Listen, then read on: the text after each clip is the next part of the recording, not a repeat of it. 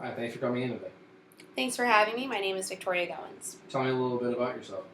Well, I'm currently a student at Temple University, double majoring in legal studies as well as strategic communication. I was born in Houston, Texas, but I grew up in Los Angeles. It may seem humorous to some people, but I like to say that I am a Southern belle with a West Coast mentality. I was raised by a single mother, and while some people see that as a fault or something to be ashamed of, I am actually really proud of the fact that I was raised by a single mom.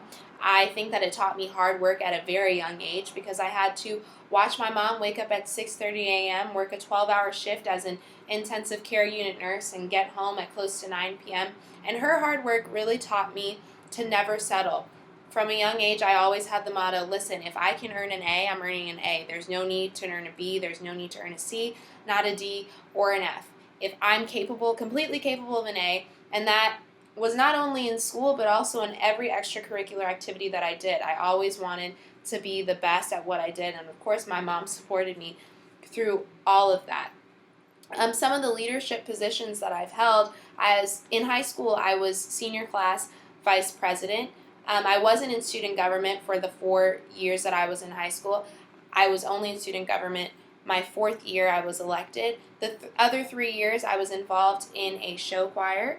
Basically, if you don't know what show choir is, we sing and dance at the same time. It's a lot like Glee.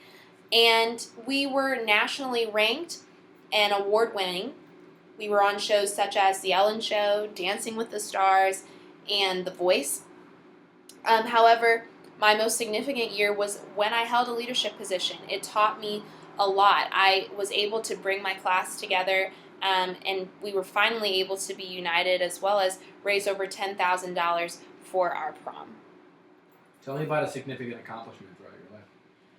Well, that's a difficult question, but the most significant accomplishment I have actually took place the summer of my junior year in high school.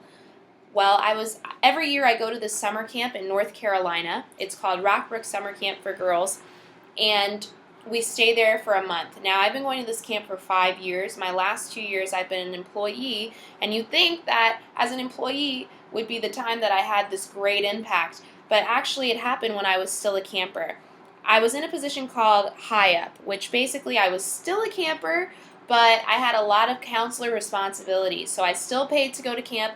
I still had my own counselors. However, I didn't go to activities, I didn't go on camp trips, and I assisted some of the other counselors in classes.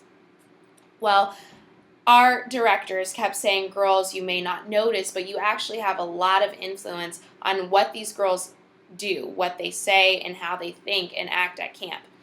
Basically, the values of Rockbrook Summer Camp basically say that we want girls to be themselves for at least 1 month where they can come together, they can have fun. You don't have to care what you look like. You don't have to care what you sound like. You don't have to care where you come from. You come and you make these great friendships for a month, and they're always going to be there that summer. So this was my 3rd year at summer camp, like I said, and I was going through some things for myself personally, but I would always dress kind of wacky. I wore a lot of colors. I had these blonde braids, and my hair was always in pigtails, and I would wear, these stockings that had, like bright colors and Hello Kitty, and to me it was cool. I'm sure to everybody else I stood out like a sore thumb because no one else really thought about their outfits that much at camp besides me. And I would always go out of my way to say hi to people, to love on people, to clean up when, no one else wanted to. One of our responsibilities was we had to do dishes. A lot of the time I would take on people's dish duties, or I would stay after and clean and do things like that. And I remember towards the end of camp feeling a little bit unsatisfied. I felt like a lot of the hard work I'd done had gone unnoticed, but why should it have gone unnoticed? I was still a camper, still paying to go there. And at the end of camp, we have this huge ceremony. It's a candlelit ceremony where we basically come together and think about all the great times that we had at camp and all the friendships, and think about how the year ahead, how we're going to use this time at camp that we've grown and changed.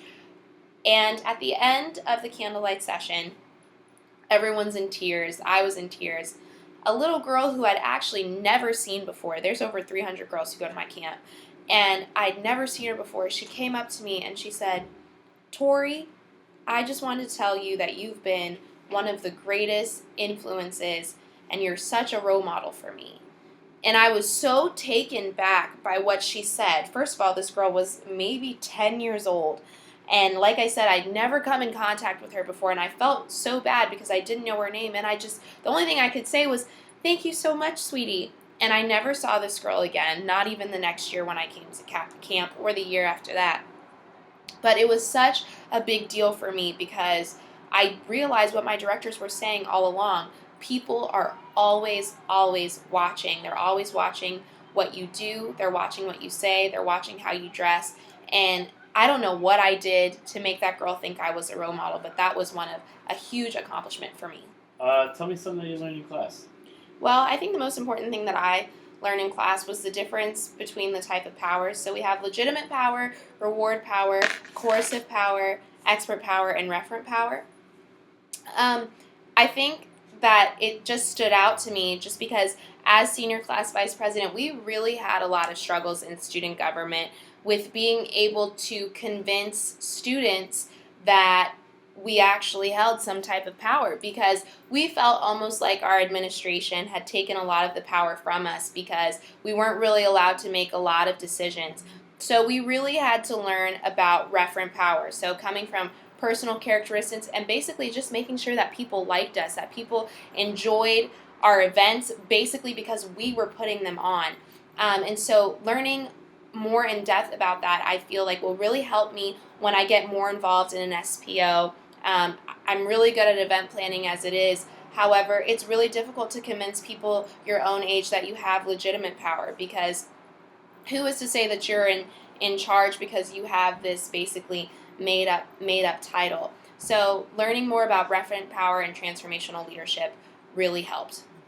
Another surprising thing I learned in class is the importance of reading the Wall Street Journal. Now, when we were first asked to order the Wall Street Journal, I really had my doubts. I was like, $15 to get a newspaper. Who reads newspapers anymore?